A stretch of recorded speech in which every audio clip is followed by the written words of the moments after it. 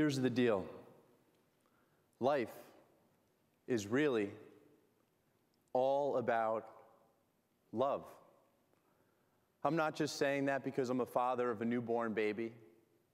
I'm saying that because as a teacher and as a therapist, I've seen people basically choose between two things: love or something else. And what I've witnessed and experienced is this: when people choose love, they always choose right.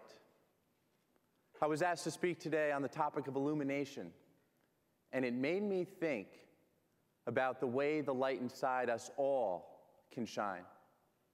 And my favorite way is through our love, which can illuminate in our relationships. The most important relationship that we'll ever have is the relationship that we have with ourselves. And next comes the relationships that we share with one another. As simply as I can put it, we are here on this very earth to love and to be loved. And love is light.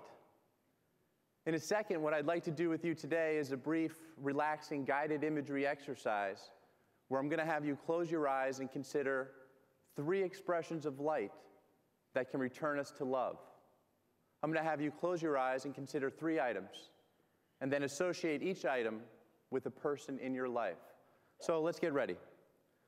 I'd ask that you put your feet flat on the floor, palms facing up in your lap, and when you're ready, gently allow your upper eyelids to meet your lower eyelashes. Close your eyes, and let's everyone take a deep breath. Relax your shoulders. The first item I'd like you to picture is the sun. Picture the sun in the big blue sky. Feel the warmth of her rays, and consider how the sun continues to show up every day, sharing its light and energy unconditionally, even on a cold February morning. Is there somebody in your life that reminds you of the sun? Somebody that loves you unconditionally? Picture that person now and feel their love. The next item I'd like you to picture is a lighthouse. See the light emanating from the top of the structure at the ocean's edge, where the sea meets the land, and remember its primary purpose: to help guide sailors and boaters home. Is there somebody in your life that helps guide you home to your authentic self, to the truth of who you are, to the person that you're meant to be, to the path that you're meant to be on? Picture that person now and consider the direction that they're encouraging you to head in. The last item I'd like you to picture is a disco ball. See the light bouncing off of it? Think of the energy in the room where you might find this unique object. Maybe you hear your favorite song playing. Is there somebody in your life that reminds you of a disco ball? Somebody that shows up with a fun, loving energy wherever they are, wherever they go?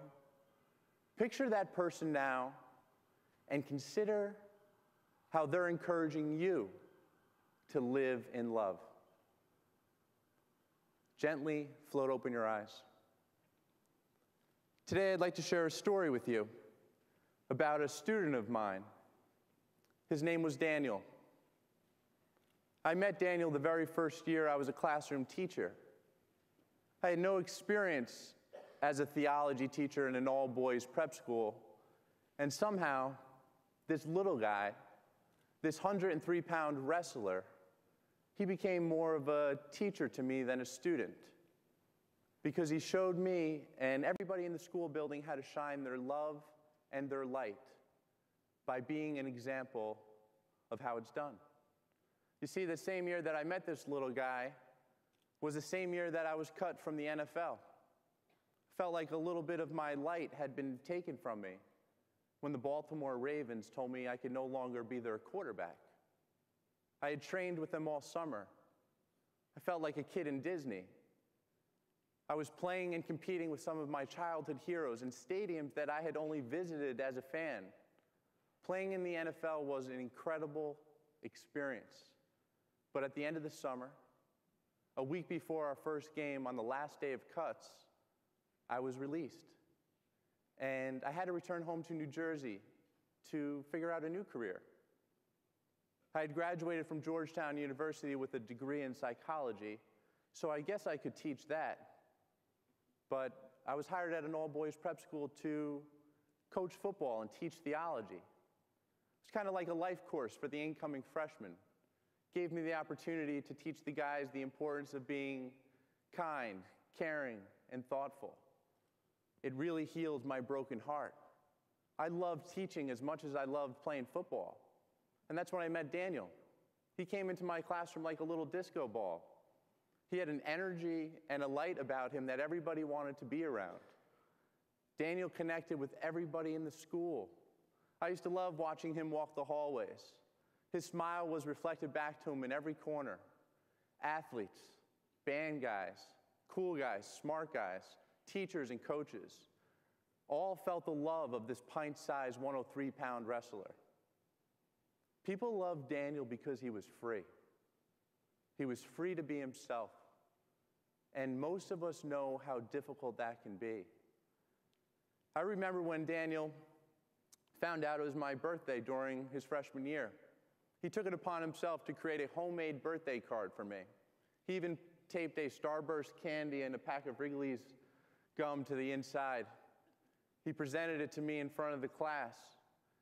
Daniel was redefining cool. And he made it cool to be thoughtful, caring, and kind. And his classmates loved him for it. It was in this way that our brotherly bond began. And it was during his sophomore year that Daniel started a campaign for me to date his older cousin, Leah, so that we could officially be family. He even brought her to a wrestling match one weekend. I was only there with about one other person, and Daniel had about 15 relatives cheering him on that night. It was a beautiful night. And then Daniel came into school the following Monday, and he was mad. And he said, "Mr. Ward, you brought your girlfriend to my wrestling match when I brought my cousin to introduce you?" I said, "Whoa, Daniel, hold on a second. That girl happens to be my younger sister. And second of all, I didn't know you were trying to play matchmaker that night." Felt like a real compliment to my teachings. My message of love and be loved was really making an impact. For years, I had been practicing shouting commands for the NFL football field, but I had been practicing another message all along. I was never the type of football player that was overly aggressive or tough. I never yelled at my teammates, and I never yell at my students in the classroom. Some people say, this may make people walk all over you, but I believe otherwise. An older teacher once told me, when I first began teaching, that I shouldn't smile in the classroom until after a few months have gone by. I guess the theory is that the students would think I was tough, but I love to smile. And I have a different theory. I believe that the toughest guy in the room is not the football guy. It's the loving guy. It's the most manly thing that could ever be accomplished. It's not that difficult to do, but it requires great thought and courage. I loved football because I thought it was one of the finest team sports. When we were on the field, playing together, relating as teammates, defending each other, protecting each other, doing a little dance in the end zone to celebrate the points we score. Football was really about relationships. And so is love. Love is a team sport. A team that we are all a part of. And on this team, Daniel's an all-star. But Daniel never had the glory of an end zone dance or even a dance at his junior prom. And that's because his light extinguished way too early.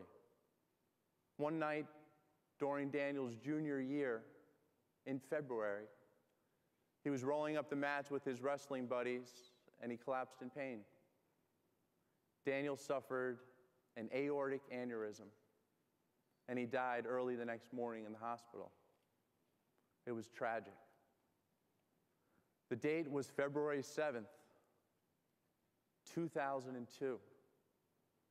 Exactly 12 years ago today. I don't think it's any coincidence that I'm here today with the opportunity to share Daniel's story with you. Daniel is my lighthouse. When the water is dark and dangerous, the lighthouse can provide a warm and inviting light, almost as if to say, "This way home." Daniel brought me home literally by bringing me to his home. The night after he died, I visited his family, along with a number of other teachers from our school.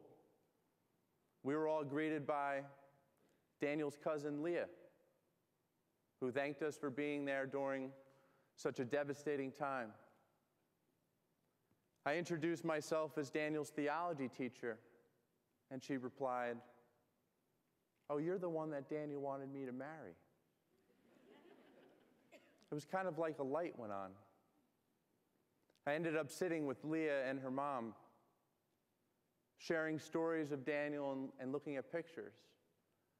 It was a really difficult time for us both, but it was hard for me not to notice that Leah had the same passion and energy for life that I saw in Daniel. I wish he could have seen us meet. Riding home that night, I quietly recalled my last moment with Daniel. He was visiting my class. And like many times before, Daniel would just stroll right in.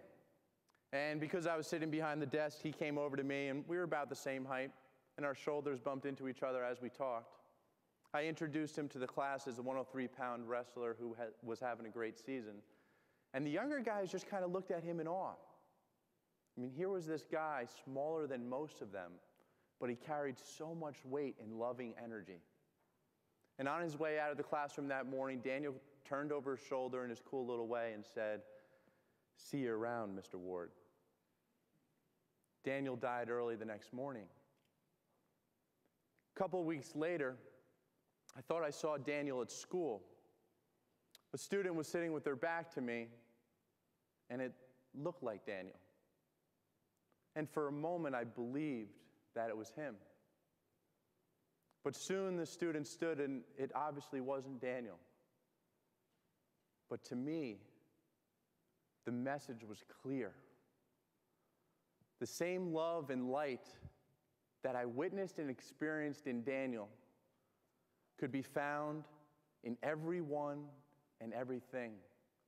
And so I began to look for Daniel, to look for love in everyone and everything. And at the crucial point in my life, even in myself, Daniel was right when he said, "See you around." Because the same love in him is within us all. Just as I tell my students back at school, there is so much goodness in you. And you are all, each and every one of you, worthy of love and belonging, just as you are, imperfectly perfect. And once you begin to open yourself to love, you will learn to see it everywhere, creating a peace, a freedom, and a truth that will shift your overall entire experience. Think about it. If I stand right here and I shift just a little bit, my view changes entirely. Well, the same is true for love. If we can begin to make an effort to love and to be loved without any conditions, we will bring a whole new level of meaning to our relationships and to our experience. I'm going to ask you to close your eyes one more time. Picture the sun. Author Anthony DeMello writes, "Has the sun ever said to the earth, 'You owe me'? Look what happens to a love like that. It lights up the whole sky. Is there somebody in your life that could use a little unconditional love? Picture that person now. Remember the lighthouse. Remember its primary purpose, to help guide sailors and boaters home. Is there somebody in your life that could use a little guidance, a little direction? Picture that person now. And lastly, picture the disco ball. Daniel was free to be himself because he loved himself unconditionally. We could all reflect a little bit of love back home so that we can dance like nobody's watching. Is there something in your life that you've been waiting to do? Gently float open your eyes and smile. 12 years ago, after Daniel died, I decided to ask his cousin Leah out for dinner in his honor. We had so much to talk about. And I am happy to tell you that 4 years after that, I asked Leah to marry me. She continues to light up my life every day. Leah is my sunshine. And now we have 2 sons. Our oldest is almost 3, and his name is John Daniel, who we affectionately call JD. And he's our little disco ball. We also have another son who's just 12 weeks old now. His name is Casey Christian, and he's our little lighthouse. When people ask Leah if the boys will play football in the NFL someday like their daddy did, she says, maybe. But our only wish for them is to truly live a life where they can love and be loved. Thank you very much.